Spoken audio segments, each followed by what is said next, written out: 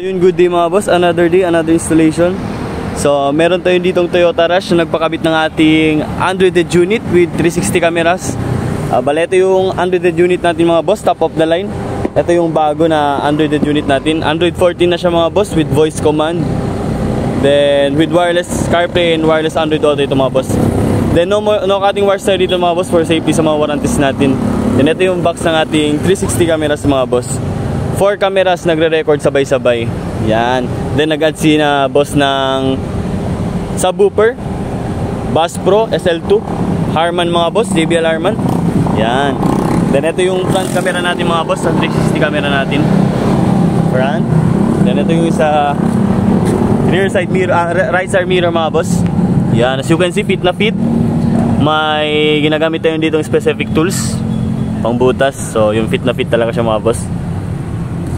Yan. Then ito yung side rear camera natin mga boss. Sobrang ganda mga boss. Yan. Then ito sa left side mirror natin mga boss.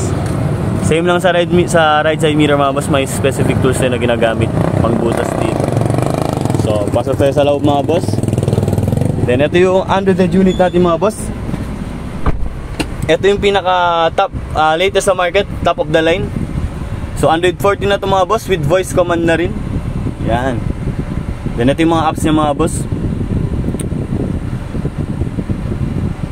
Yan, may YouTube na siya mga boss, Play Store, Netflix, Spotify, Waze. Play Store, pwede kayo mag-download ng kahit anong apps na gusto nyo mga boss. Then may YouTube na rin siya. Yan. Tapos ang kagandahan dito mga boss, may built-in na tong DSP. Yan mga boss. Then ito yung 360. Tingnan natin yung 360 cameras natin mga boss. So as you can see mga boss, sobrang ganda. Dito tayo sa 3D mga boss. Yan.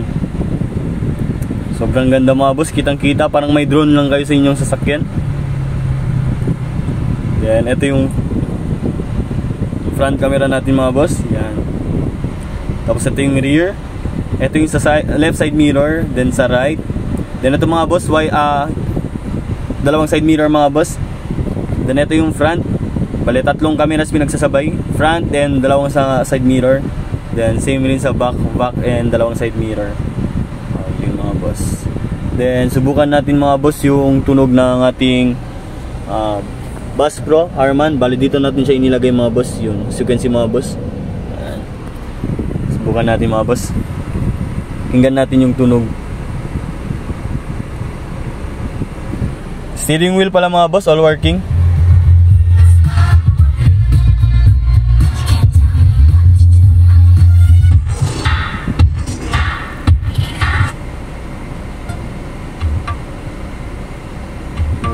So ito mga boss, pakinggan natin yung bass.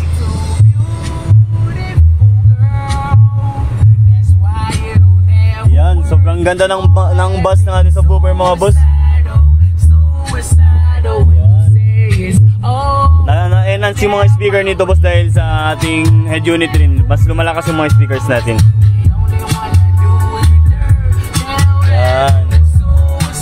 As you can hear mga boss, sobrang ganda ng bass ng ating subwoofer.